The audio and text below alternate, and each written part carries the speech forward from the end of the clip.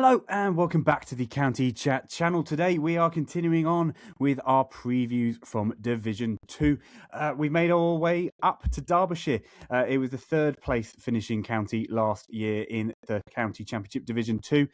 They had a very good season, Derbyshire, so we're going to break into sort of 2025, looking at how they did in that season and how they got to being this late of a preview, but also how they're looking for this year. Yeah, the things they've done. Derbyshire have had quite an active winter compared to some Division 2 counties, so they're looking in quite a good position. So yeah, just talking it through as we've been doing here on the County Chat channel. Working through the various counties and their strengths and weaknesses for the coming season and how they might look, predicting later on where they might finish in the division, talking about their standout player, their from 2025 and then their potential star performer for 2026. So just a general preview of the county, looking at how they're looking for the 2026 season. So without further ado, we'll get into sort of just talking about the county generally. The leadership group that we usually start with is Mickey Arthur, the former Pakistan head coach. He has been Derbyshire's head coach for a couple of years now, and he just signed a new extension from the end of this year for another 3 years. So he's around for the foreseeable. I mean, anyone who's been an international head coach for a team, especially as large as Pakistan, he's a very good coach. I've read interviews with him whilst doing the research for this episode. He very much seems like very invested in Derbyshire and fully involved. And I see him talking about a lot of things. I remember when the Leonard Curtis financial report came out, there was quotes from him in that. So he's very well involved, and it seems like a really good head at the top of Derbyshire. Speaking of people you want, the top of your team, Wayne Madsen, the Derbyshire legend, coming off the back of another absolutely stellar season. He comes in coming from an international T20 World Cup where he's playing for Italy. But yeah, just really cool to see Wayne Madsen effectively ready for another season in county cricket. Just again, him captaining again. He was the last time they got promoted to Division 1. Wayne Madsen was captain back in 2012. Correct me if I'm wrong there, Derbyshire fans. And then his first year as captain last year, they finished third. There were only a few points off Glamorgan for the teams getting promoted, and this was a team who had finished the season before that, rock bottom of the table, and I think a lot of people would have expected they would have been around that. But again, good head coach, good captaincy, and important runs and wickets from certain people, and Derbyshire were all of a sudden a very good county, because effectively Derbyshire's method for success is they weren't winning many games of cricket, but they weren't losing many. Derbyshire is a very good batting surface, and at the moment, and it's been talked about a fair amount, the point system really gives you a lot if you basically draw a lot. You get a lot of bonus points in the county championship season system as it's done at the moment. Personally, too money, if you ask me, but it sort of suits Derbyshire, and it suited Derbyshire last year massively. Because to me, like looking at the table, Derbyshire finished above Middlesex, for example, but Middlesex finished a lot more games, as in finished is the wrong word, had more wins and losses in their games. But because of how the bonus point system works out, Derbyshire beat them by about 5 or 6 points, but having won less games, but also lost less games, and then had lots more draws. So it depends how you look at it. Personally, I think you should be rewarded for having more games at finish, and over the course of the season you can kind of tell if teams are playing that way. But yeah, Derbyshire did well, and they continue to do well. Vice captain, I don't know, simply put. Wayne Madsen captained every fixture last year. I've searched up Derbyshire County Cricket Club vice captain 2026 and previous years. All I could find was sort of dated announcements and different competition announcements. So if Wayne Madsen was to go down with injury, I'll be interested as anyone is to basically see who would be that captain. Lewis Rees is an obvious one just because he's an older cricketer and he's got a lot of experience behind him. But again, that's just kind of random guess, just because if he's in a more veteran role within Derbyshire's setup. Anyway, moving on to their overseas. This is kind of where. Well, they had a big signing last year and they stuck with him. They went with Caleb Jewell as a main overseas from Australia, Tasmanian opening batter.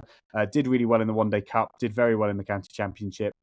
All round seemed like a kind of overseas that you'd keep for a few seasons, just because he's like in his late 20s, early 30s, doing very well and seemingly get has fit in well, etc., etc., etc. But the big signing is that they've signed Mohammad Abbas, the Pakistani quick. medium pacer, I think would be fair to say for Mohamed Abbas. But he has been one of the most consistent performers in County Championship Division 1 over the period of the last sort of 5 years. I guess that if you were saying in the 2020s, he'd be one of the highest wicket takers, I would guess. And they've signed him. I mean, Derbyshire have probably, I'm sure they weren't the only county in for him. He'd been at Nottinghamshire, who just won the county championship last year. But yeah, and they've got him for the full season. So a very, very good signing. I think a lot of people probably raised an eyebrow when they saw Mohamed Abbas and Derbyshire. Maybe, harshly on Derbyshire. Maybe you'd have expected Mohamed Abbas maybe in 3 or 4 years' time to go to a team like Derbyshire. But again, I think it proves the position that Derbyshire are at, and where Mickey Arthur and Wayne Manson are trying to take Derbyshire is there's no limitation. And then why shouldn't they be a Division 1 county? So yeah, that's where they're looking, and that's their mission for this year. Moving on to the ins and outs for Derbyshire. So the ins, they have another incredibly good signing, if you ask me, from Nottinghamshire. Again, it's Matthew Montgomery, or Matt Montgomery. I'm not sure if he's a Matthew or Matt. He used to be in Cricket Info as I'm a Matthew, but on Derbyshire's website he's Matt. Let me know, Matt Montgomery, if you're watching. But yeah, he's a really savvy signing. He played for the One Day Cup for Derbyshire last year, scored a lot of runs in that One Day Cup for them. He just hasn't got much chance, basically, at Nottinghamshire. He's in his 20s. I thought of him very, very highly, and I've always seen him, and like whenever I've seen him bat, he's looked very, very good, and all of these sort of things. So that's one matter of it. And then I was reading the same article I mentioned earlier about Mickey Arthur, and he referred to Matt Montgomery being the signing they're making as the kind of succession to Wayne Madsen. For Derbyshire County Cricket Club, that is almost as big as a compliment as you can give a cricketer on the way into your team. Like, Wayne Madsen's been a stalwart for Derbyshire for more than a decade now, or much more than a decade, really. So the fact that they're putting Matt Montgomery is I think he has the potential to do something like that, proves just how highly they rate him. Now, speaking of people who have been highly rated in English cricket, they've also signed Shoaib Bashir from Somerset. Shoaib Bashir has been a very divisive figure in English cricket over the last 5 years. I spoke a lot about him. But at the end of the day, for Derbyshire, this is an incredibly good signing. I mean, if you took away his England Test career, he'd be a very young spin bowling, off-spin bowler who's 6'4", has these massive hands and spins the ball real hard. The thing is because he's had this divisive Test match career, it's especially even for someone like me, it's quite easy to get lost in that. But the reality is if you took a 23-year-old and he had this many first-class wickets and he bowled like this and he's done well against so many people and the various cricketers he would have gotten out at this point of his career, so a team like Derbyshire would be over the moon to sign someone like him. And especially when Derbyshire's spin bowling department hasn't been particularly of note, I think it would be safe to say, over the last few years. So, yeah, who knows how that will play out. How much he'll play, I think, is actually another matter because, Derbyshire do have a very good side and they like Jack Morley. I think they'll pick him over Jack Morley just purely off sort of principle, you'd almost hope. But it will be interesting to see how his sort of experiment of going to Derbyshire works. He clearly wants to play all formats as well. So another reason why he left Somerset, because of obviously Jack Leach being around. So again, very much an interesting signing, but two incredibly good signings. So if you go Bashir, Montgomery and Abbas as the 3 signings for a Division 2 team, that is a really good place to be. Anyway, time to do the sort of squad list element. So for the batters, they have Wayne Madsen, Caleb Jewell, Ross Whiteley, Anai Donald, Brooke Guest, Harry Kane, Matt Montgomery, Mitchell Wagstaff, Amrit Bashra, Yusuf bin Naeem. And then for bowlers, you've got Mohamed Abbas, Ben Aitchison, Shoaib Bashir, Jack Morley, Nick Potts, Pat Brown, Harry Moore, Rory Hayden. Then for all-rounders, lastly, we got Lewis Rees, Zach Chappell, Martin Anderson, Anuj Dal, and Joe Hawkins. Usually I have to sift those through, but Derbyshire did that for me. So other county cricket teams, if you could do that, that'd be great. But those are the sort of the segments that they put together, because some of them I was a little bit, raise an eyebrow. But, if the players are saying they're an all-rounder, who am I to question it?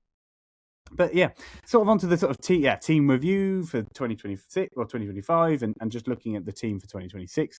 I think it is safe to say going into the 2026 season, not many people, and including me, saw them at the top of the table. Like, they just finished rock bottom. None of the stats were looking very good. And I don't think anyone would have guessed a third place finish and also very much being in a promotion race. They were very much in a race near the end of the season with Glamorgan and Middlesex. Like, it was a three horse race for that second spot. As I mentioned in other episodes, Leicestershire in Division 2 were quite a far ahead of the other teams in my book, and they finished like that. And whereas Glamorgan, Middlesex, and Derbyshire all ended up on a pretty similar end point. And to me, basically, the point I'm trying to make there is they've improved from this squad. Like, they haven't lost very much. I forgot to mention the outs they have are David Lloyd, who's retired, and Alex Thompson, who they released. David Lloyd, very much a legend of the club, or maybe not a legend, but a well-respected member of the club, just got to a point where he didn't really have a place in the lineup, and I think maybe he just thought, I'd rather not be in and around the team than kind of forcing it at this point of his career. And then Alex Thompson was a tall, off-spinning kind of all-rounder who he wasn't providing all that much value to Derbyshire anyway. So they haven't lost very much, whilst also adding Mohamed Abbas, Matthew Montgomery, and Sherman Bashir. So they've made real strides and real improvements within the sort of the talent they've been pulling in. I think they also, all three of them, they're all a different thing, right? Mohamed Abbas, opening bowler; Sherman Bashir, spin bowler; Matthew Montgomery, batter. They all caused big improvements in those respective areas. Like, Derbyshire did not have a proper opening bowler last year. They now have one of the best in county cricket. Matthew Montgomery fills in a hole in their batting lineup that they did have. Like, they had a very good batting lineup, Derbyshire. Don't get me wrong, but there was a space for a Matthew Montgomery. Now they've got a Matthew Montgomery. And Jack Morley, again, they seem to like Jack Morley very, very, very much, but his stats aren't all that good. And then they brought in who's been England's spinner for the last 4 years. So if you were thinking it just in this very objective sense, Derbyshire have done a lot of things right to get them promoted to Division 2, and it will be interesting to see how it will look effectively. And again, I want to repeat with the Bashir thing. I feel like I've been very harsh on Bashir because I've been talking about him in relation to England. But when you drop it down to county cricket, and especially county cricket Division 2, having a player like Bashir is all of a sudden like a brilliant level for him, and like a level in which he could dominate. And I don't know how many games he'll play, but he could really have a great, take some real ownership over this Derbyshire team, and that would be great. Also, at the end of the day, they have two, especially one in Wayne Madsen, but two club legends who are still around the club doing very well. Like Lewis Rees, we'll get onto it in a minute, his 2025, but they are stalwarts in this side, him, Rees and Madsen. And just the fact that they're around, I think, really helps Derbyshire, and it really helps to sort of focus what is a young team around them. And I think that will be, again, another kind of interesting aspect going into the 2026 season. Anyway, without further ado, we do on the County Champion chat here, if you've not been watching the series, we've been doing sort of a standout player for 2025 and then a potential star performer for 2026. The standout player, again, as it sort of suggests, is a kind of a tip of cap of service, like a kind of how good of a season they had this year before. So needless to say, the kind of logic being, if you had a good year in 2025, you're probably going to have a good year in 2026. The same with the potential, not the same with the potential star performer. The potential star performer is a little bit more, you might have had a bad 2025, but if you're going to have a big improvement in 2026, that will be a chance for being a potential star performer, or whatever it might be. It might be a young player, it might be someone who had a down year, whatever. So that's the kind of idea for potential star performer and standout player. I sort of referred to it earlier. We'll move to standout player to begin with. Lewis Rees was the clear standout player for me. In another year, it very easily could have been Wayne Madsen. I mean, he averaged like 58 and scored 1,100 runs. I mean, that in a world where that isn't like your standout player is a world where you've had a pretty good year. But the reality is that Lewis Rees is a sort of, all-rounder, took 50 wickets, scored 643 runs. But he also didn't play in all the matches. He played in 11 matches. So he averaged, whilst batting, 64. He only got out 10 times throughout the season and scored 643 runs. He scored 211 in one of the last games. He opened the batting. He also went 6. He kind of moved around. He just had an incredibly valuable season as a batter. And then he was the best bowler in the division. He took 50 wickets, the only person to take 50 wickets out of anyone in the county cricket season, or county Division 2 season, sorry. And he took him at 19, economy of 3.2. It was kind of the end of the year. He just felt like he just was getting literally 5 wickets and 50s, or 5 wickets and 100, or whatever it was. Near the end of the year, he was just on fire, Lewis Rees. And if he can continue in even vaguely that sense, he will be in an incredibly good place for 2026. So to me, he's a bit of a no-brainer for the standout player. As I mentioned, a little tip of the cap to Wayne Madsen, but at the end of the day, that's kind of what Wayne Madsen always does and always has done, is score 1,000 runs in a season. So you do kind of get a bit of a bias against him because he's so consistent, which is always harsh, but I think it's just a fact of these kind of things. And then for potential star performer, it was a tricky one for me because there wasn't a clear player from last year who I looked at and said, you're the star performer. So then again, it kind of came down to two new players for me. It was Matthew Montgomery versus Derbyshire. And purely because of, I just think he fits really, really well. And maybe also just because he's less well known. I think anyone who's watching this is going to know what Derbyshire is about. But I've gone for Matthew Montgomery. Matthew Montgomery, again, is one of those cricketers who's just always been in around county cricket, but never had like a load of opportunity. And again, anyone who talks about him just always seems to talk very, very highly about him. And that Mickey Arthur quote of him being like, we're signing him to replace Wayne Madsen, is again, that level of compliment is the kind of thing he's been had. And I watched a few of his innings, and he scored like a couple of hundreds in the One Day Cup, and he just looked the business. It just looked like a player who would bat 3 or bat 4 or bat 5 and just score runs in a county championship side. He's now signed for Derbyshire, and I think he's going to have the leeway to do that. I think he's going to have a really, really big year. Shoaib Bashir, I also think might have a good year. I just think, to me, there's still actually a lot he has to improve on as a bowler. And I know I didn't say I was going to stick away from bashing Shoaib Bashir, but I'm just being like, I think Matthew Montgomery, for me, is that potential star performer, has got a bit more of a direct line to that. Anyway, we'll get on to sharing the screen and getting on to a bit of a look at how, what the stats were looking like in 2025. A kind of just a general chat about that for Derbyshire and seeing how that is. So hopefully this will be all up now. So on the batting averages, this was what I was talking about earlier. Lewis Rees, having not actually played every game and not played every innings, but with those 6 not outs, with 643 runs, doesn't take much of a mathematician to have that 64.3 average worked out. And yeah, he just batted brilliant. I mean, he just, like, the whole way through that end of the season, it just looked like he couldn't really get out and he could just get everyone out with the ball. We'll get on to his bowling statistics in a moment. Wayne Madsen, as I mentioned, yeah, I mean, to say this is a standard Wayne Madsen year would be downplaying it. I think it would be safe to say. 1,150 runs at an average of 58. He also massively improved his strike rate. I've ended up highlighting lots of numbers there, but 70 strike rate was a big improvement for him. So yeah, I mean, almost just a perfect year for a batting at number 4, like a good strike rate, high average, lots of runs. There's literally nothing else you'd want for a county cricketer or a cricketer of any red ball side.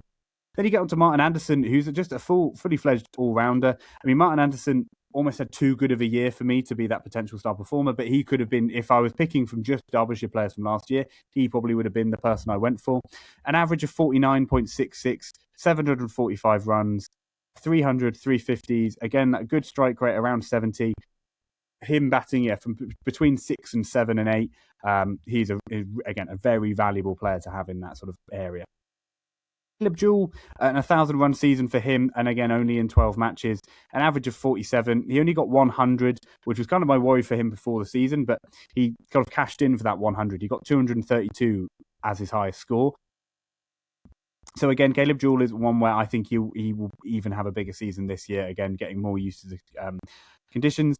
Anourin Donald, and again, I'm probably butchering that first name, by the way, it's a Welsh one. I've even tried to look it up, and I don't still think I'm doing it right. But I think he'll have a bit more of a part to play. Like, he did very well at the end of the season last year for them. Harry Kane, I've always actually been a bit of a fan of. I think he had a very underrated season last year, 843 runs at an average of 38. He bats 3, but also can open the batting, so I think that might be played around with a little bit here. The batting lineup for Derbyshire does kind of all depend on what they do with Lewis Rees. Brooke Guest is a very good wicketkeeper batter, average of 36, 650 runs. Those could all be higher. I think he's talented enough that could be higher. And then you get into some all-rounders here, Anuj Dal, Zach Chappell, all players who get you sort of 300 runs, 350 runs a season from your sort of 8-9 positions, which is, again, very handy runs to be getting. So the batting, as I kind of mentioned, is always been in a pretty good stead for Derbyshire. Now we get on to the bowling. I mean, you see Lewis Rees here, 50 wickets at an average of 19. No one else had an average under 30. So it proves just how top-heavy this bowling lineup is, and I think it proves just how needed Mohammed Abbas is for this Derbyshire side. But Anuj Dal, 19 wickets at an average of 30. Ben Aitchison, 19 wickets at an average of 33. Blair Tickner, who was an overseas for them last year, 24 wickets, average of 36. Zach Chappell, 34 wickets at an average of 37. So he's someone who will get through a lot of overs for you, Zach Chappell, and is a good batter. He's kind of just a good county cricketer who's just consistently improved year on year. Jack Morley bowled a lot of overs when he did play, but again, an average of 47, 27 wickets. Definitely would be something he'd want to be improving on, those numbers. And then Martin Anderson, as I say, he's an all-rounder, but at the moment the batting is doing a lot of heavy lifting, it's safe to say. And for Derbyshire, in a way, they need his bowling to be a bit more of a play factor. I've not actually read out the stats so far for those who aren't watching, but 9 wickets and an average of 54.33. So it's safe to say he didn't have a particularly good year with the ball last year, Martin Anderson. Yeah, he'll be hoping for a better year with the ball. Otherwise, in some ways, he kind of doesn't fit them that well in a strange way, just because of what they sort of struggle with, Derbyshire, versus what their sort of strengths are. They kind of, in my book, would need more of a bowling all-rounder than they have from someone like Martin Anderson. Anyway, but that is just a sort of my look on it. But yeah, Derbyshire, I think, are in a very interesting spot. And with that in mind, we'll get on to the potential opening day lineup and have a little screen share there and what the team might look like, and then where they might finish for 2026. So here we are. Okay, that's all on for you here. So as you see, we've got the potential opening day lineup here. It's one where I think a lot of things could change within the lineup. So straight away, I've got Lewis Rees down here at 6. He ended the season last year opening the batting. He has always been an opening batter. But just because of how much his bowling has taken off, I wonder whether or not they'll actually prefer him in this all-round role where he did play last year. So I've actually moved Harry Kame up one position, up to 2, with Caleb Jewell. A left-hand, right-hand combination kind of works because Lewis Rees is also left-handed, as is Caleb Jewell. So that worked quite well in my head.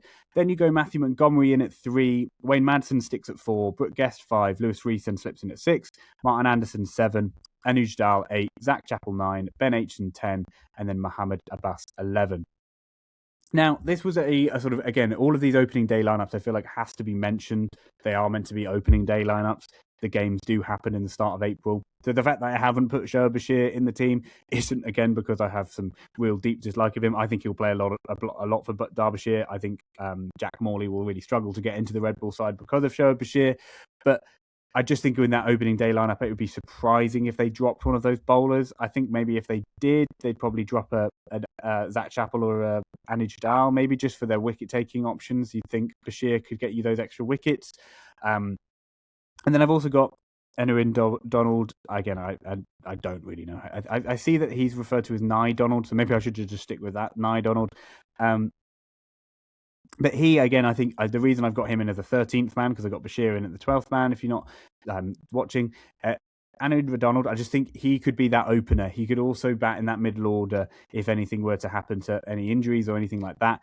So, and he just did quite well last year, and he's got a lot of experience. So it just wouldn't surprise me again if Mickey Arthur and Wayne Madsen sort of lent on that experience and that talent and those skills a bit more than they have done. And then the sort of the obvious one is the predicted 2026 finish. I've struggled with this one, and you'll see why when we get to the end of the previews. And maybe the table will be coming up on screen if you are watching for where I put, because you'll see the 2 relegated sides I have left have to finish in 2 very specific positions.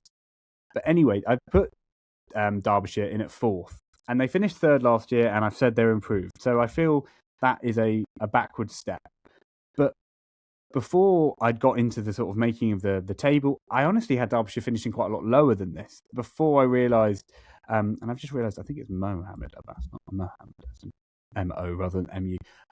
But Derbyshire, I think, are going to drop down, but that's more because of the teams that are coming down, and Lancashire and Middlesex, I think. I just can't see Lancashire and Middlesex again having really poor years, especially Lancashire. I just don't see that for them. Whereas I think Derbyshire do have a lot less depth than Lancashire and Middlesex do, and that is purely financial. That's not anything they control. So, in an ideal world, I'd want to be predicting them 3rd or higher, Derbyshire. But at the end of the day, those are the 2 promotion positions where, in my opinion, I think one of the Division 1 teams who got relegated will go straight back up, and I also see Lancashire getting promoted. So then all of a sudden you're picking between them and Middlesex, and I see them as very similar, but Middlesex do have a bit more depth to their team. I really like how Derbyshire have shaped up for 2026, and I wouldn't be shocked if they ended up making a promotion push themselves. Again, if the point system, if the point system is thus and they play to that strength and they bat well at home, then their home track is just a bit of a road from the best of my knowledge. Derbyshire do just seem to be a team that can grind out results, and I think that the kind of combination of Mickey Arthur up top with Wayne Madsen is exactly that. It's kind of you've got this real strong combination who will just know cricket very well to a very deep level, and I think they will be able to sort of keep sort of competing above their station in a way.